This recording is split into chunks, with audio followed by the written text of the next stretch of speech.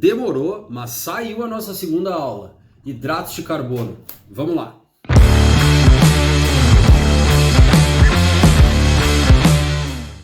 Então, o que nós precisamos saber sobre os hidratos de carbono? Eles também são conhecidos como carboidratos, açúcares ou glícerol. E eles são compostos ternários, ou seja, na sua constituição nós temos carbono, hidrogênio e oxigênio. Então, os hidratos de carbono nada mais é do que uma água hidratando carbono.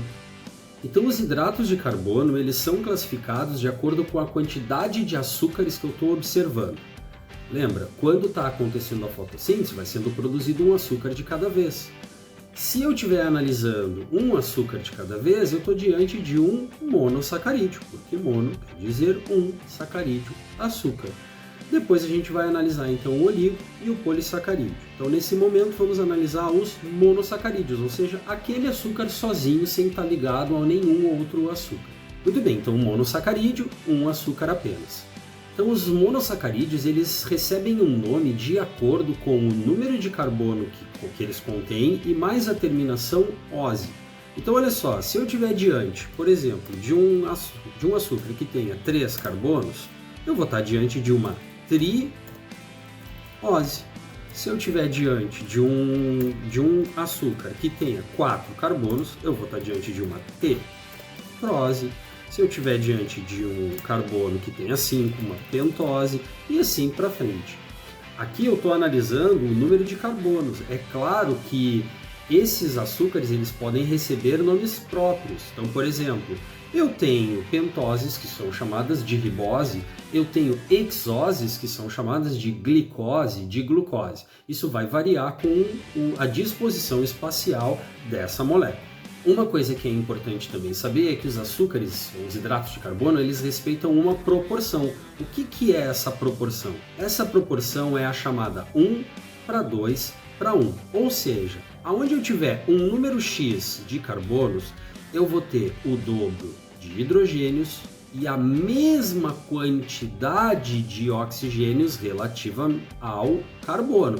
Então, se eu estiver diante de um açúcar que tenha 4 carbonos, eu vou ter 8 hidrogênios e o mesmo número de carbonos no oxigênio, 4 oxigênios. Então fica bem fácil. Se eu tivesse com 5, se fosse uma pentose, eu teria 5 carbonos, 10 hidrogênios e o mesmo número de oxigênios. Então eles respeitam essa proporção de 1:2:1.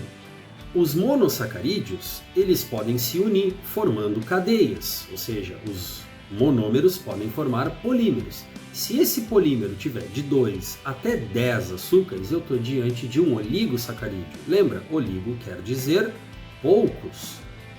Sacarídeo, açúcar. Então, de 2 a 10 monossacarídeos unidos, eu estou diante de um oligosacarídeo. E como que eles se ligam uns aos outros, esses monossacarídeos? Através de ligações glicosídicas. Para a biologia, nós temos um oligosacarídeo bem importante, o disacarídeo, ou seja, 2 açúcares unidos. E agora a gente vai analisar quais são esses disacarídeos importantes para a biologia. Então, o primeiro deles é a sacarose. Então, a sacarose é um disacarídeo formado por quem? Formado por uma glicose ou glucose e uma frutose. Então a sacarose, conhecida como açúcar da fruta, é um disacarídeo formado de uma glicose e mais uma frutose. Nós temos também a lactose, que é formada geralmente por uma glucose e mais uma galactose. Então tá aqui, a lactose é um disacarídeo. E finalmente, o disacarídeo mais importante de todos, na minha humilde opinião, a maltose, que é o açúcar da cerveja, que é formada por uma glicose mais uma glicose. Então são 2 moléculas de glicose formando a maltose. Quando eu estou diante de polímeros que ultrapassem 10 açúcares, eu estou diante então de polissacarídeos, são cadeias imensas de açúcar.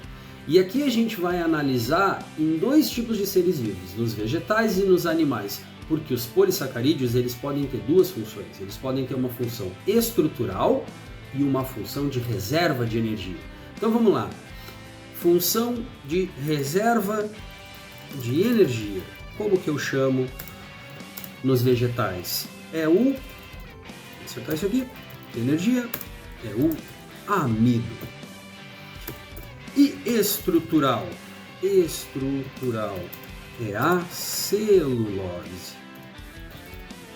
Certo? Então, reserva de energia nos vegetais é o amido, estrutural é a nossa conhecida celulose. Mas nos animais, a reserva de energia é chamada de glicogênio. Ah, mas então eu faço fotossíntese? Não, é claro que não. Eu não produzo açúcar. Eu pego o açúcar da minha alimentação e eu reorganizo. O que é o glicogênio? Um exemplo do glicogênio, a gema do ovo é pura glicogênio. Nós temos glicogênios nos músculos para reservar energia. Mas nós animais, também produzimos um polissacarídeo estrutural? Sim, a quitina. A quitina forma o exoesqueleto dos insetos. Por exemplo, aqui esse louva-a-Deus bem simpático. Então, quando... Eu sei que a gente não deve fazer isso, mas quando se pisa num inseto que faz aquele crack, o que está quebrando é a quitina, que é um polissacarídeo, certo? É isso aí.